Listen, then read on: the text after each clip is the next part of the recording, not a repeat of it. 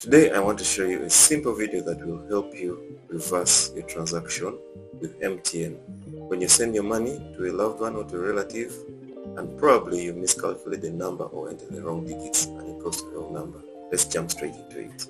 Dial 165 star 8 star 7 hash.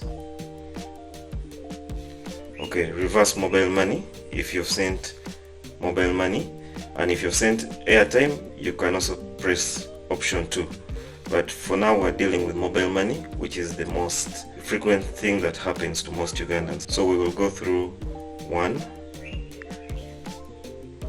Okay, all right, so these are my transactions, but you can only reverse transactions that have happened of 5,000 shillings and above.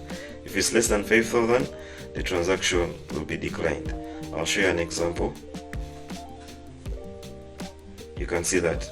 So it failed because it was less. It was 5,000 and less. So if you had sent 5,000 over 5,000 shillings, definitely the transaction would have been blocked. Okay, let's try again. Star 165 star 8 star 7 hash. Reverse mobile money.